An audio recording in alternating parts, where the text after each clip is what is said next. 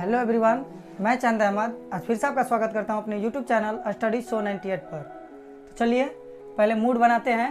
त्याग के बिना कुछ भी पाना संभव नहीं है। त्याग के बिना कुछ भी पाना संभव नहीं है, क्योंकि सांस लेने के लिए भी पहले सांस छोड़नी पड़ती है। चलिए इसी के साथ शुरू करते हैं हम अपना आज का टॉपिक। आज का हमारा क्लास है प्रश्नावली 6.2 मैथ क्लास 10। इससे पहले हमने प्रश्नावली 6.1 का वीडियो बना रखे हैं और उससे भी पहले जितने सारे प्रश्नावली है हमने सारे वीडियोज़ को एकदम बेसिक से बना के रखा है। अगर आपने अभी तक वो वीडियोज़ नहीं देखे हैं तो आई बटन पे आपको मिल जाएंगी या लिंक आपको डिस्क्रिप्शन में मिल जाएगा। तो प्रश्नावली 6.2 शुरू करने से पहले कुछ परिमेय है। परिमेय जानना बहुत ज़रूरी है, बिना परिमेय के हम आगे नहीं बढ़ सकते हैं। तो परिमेय देख लेंगे। परिमेय 6.1 परिमेय ये एक तरह से फार्मूला हो गया।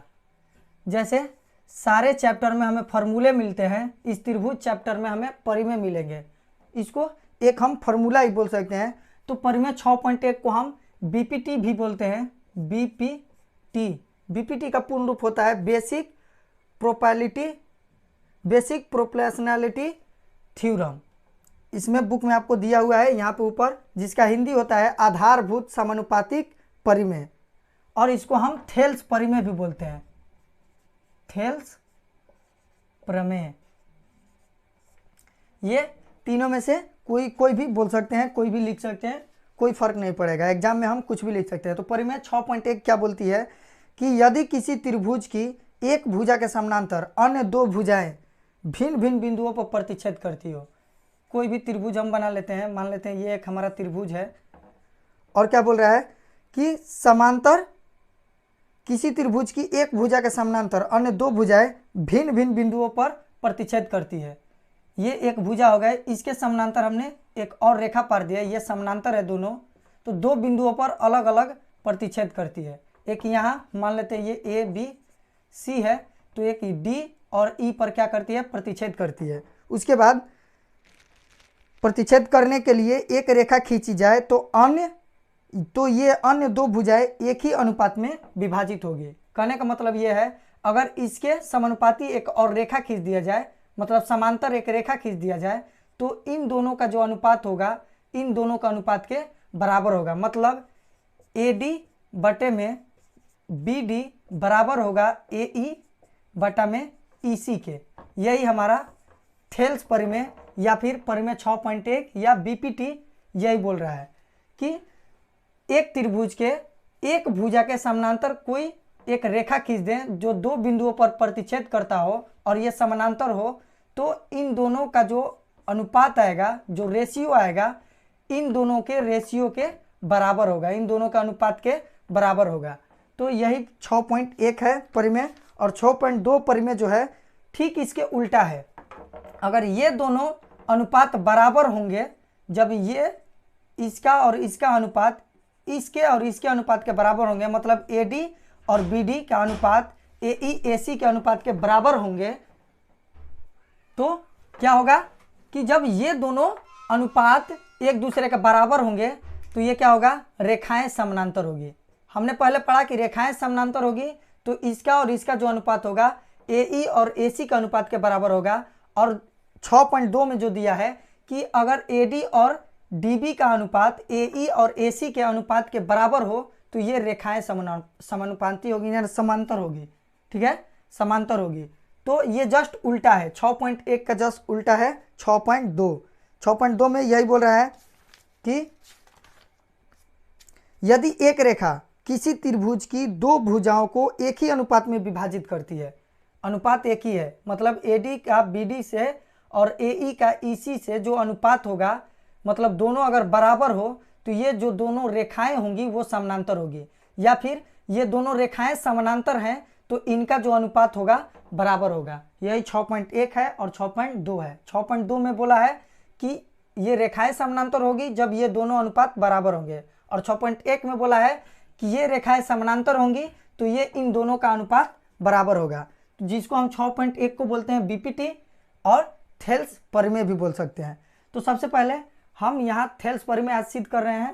थेल्स परिमेय प्रूव करने के बाद आगे मैथ बनाएंगे। तो चलिए साफ कर लेते हैं और प्रमेय शुद्ध करते हैं।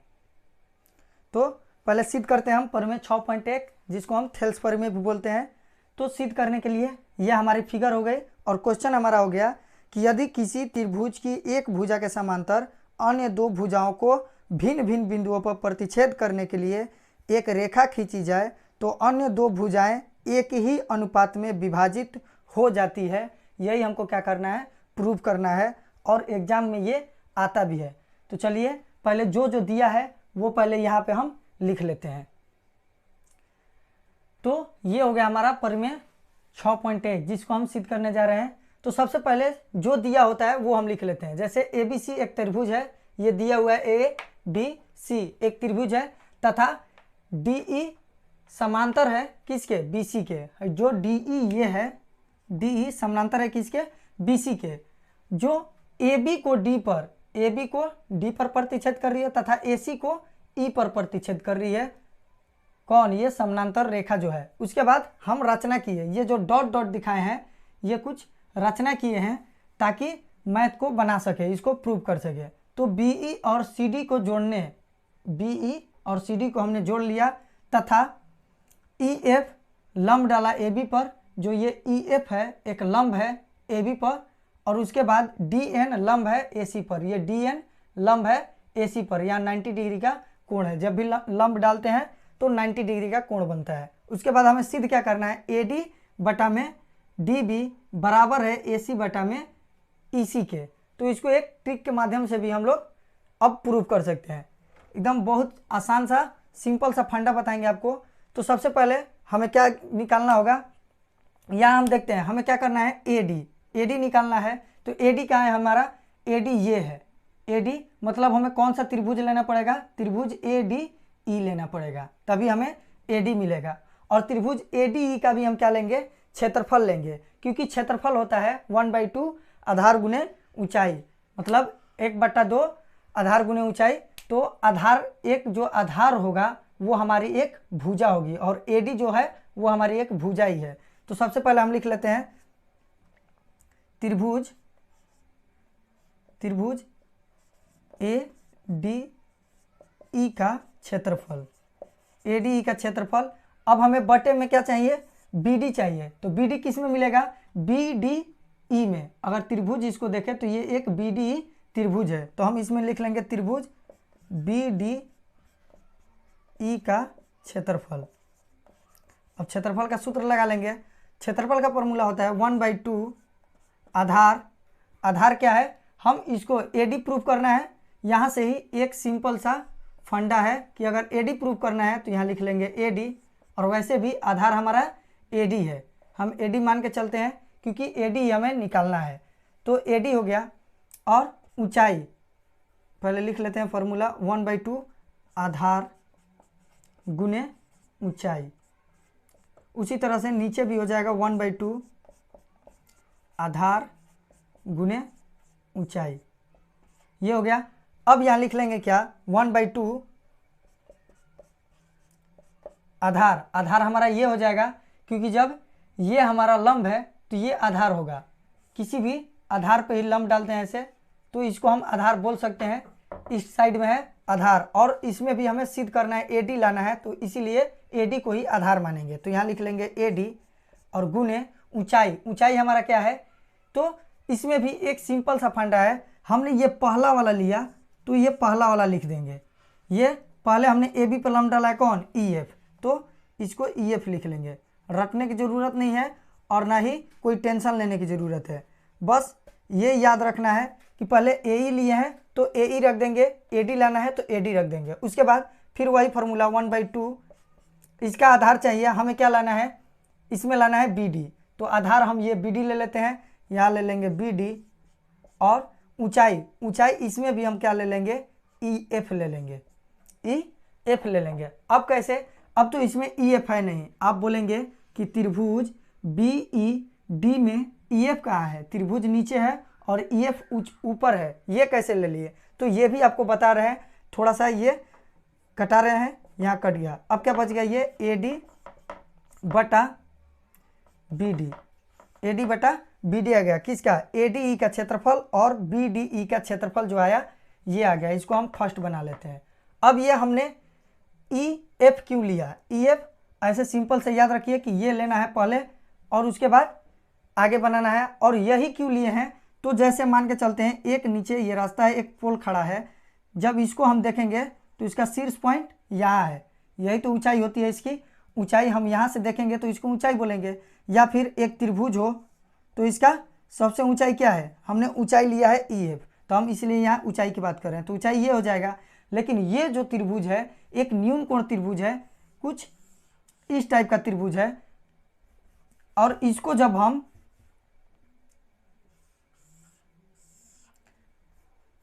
इस त्रिभुज को क्या करेंगे, हम इस टाइप का जो त्रिभुज है तो इसकी ऊंचाई क्या होगी, ऊंचाई ये होगी।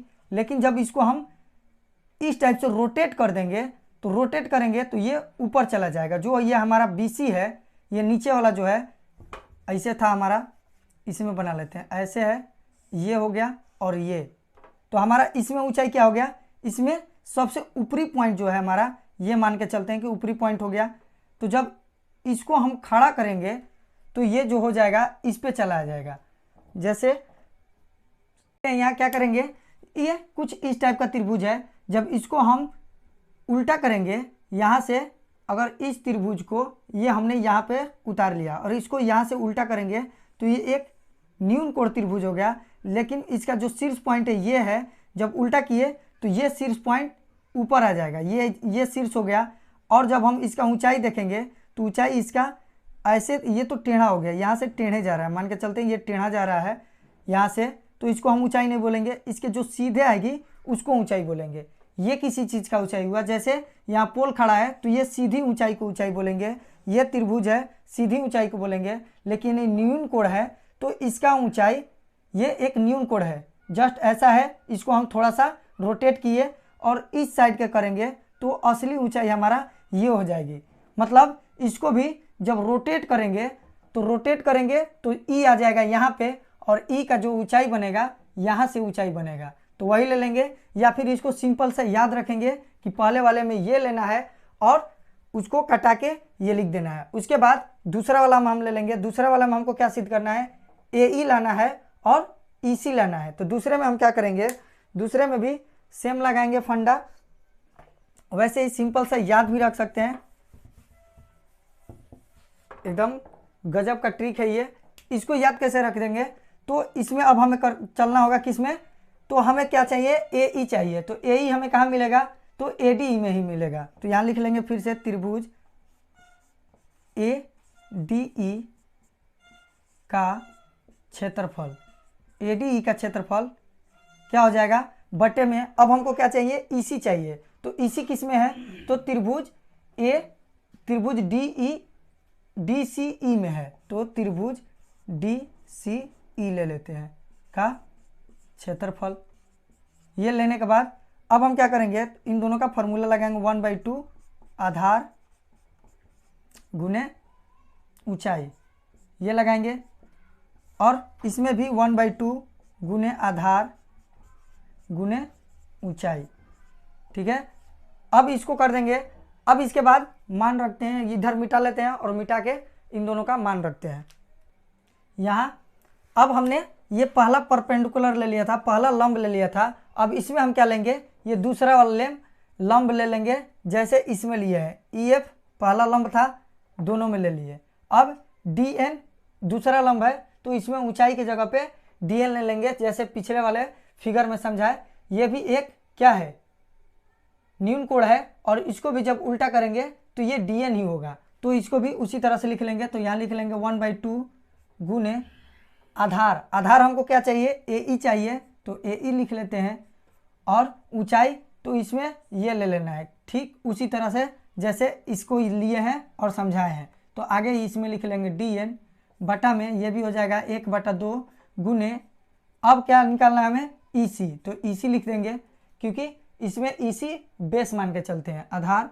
अब ये ऊंचाई क्या हो जाएगी, DN, यहाँ DN से DN 1/2 से 1/2 कट जाएगा, तो यहाँ क्या आ जाएगा, AE बटा में EC, ये हो जाएगा हमारा समीकरण सेकंड। इसको हम समीकरण सेकंड बना लेंगे और इसको थोड़ा सा अब हटा लेते हैं, आगे काम करते हैं हटा के।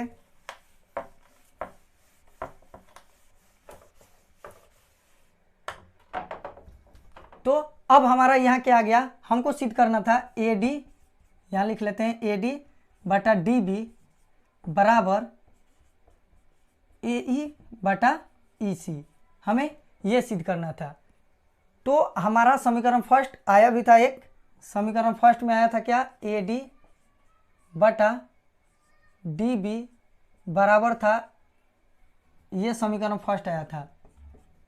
ठीक है, अब हम क्या करेंगे, ये हमारा समीकरण सेकंड हो गया इस त्रिभुज से, इस त्रिभुज से सेकंड हो गया।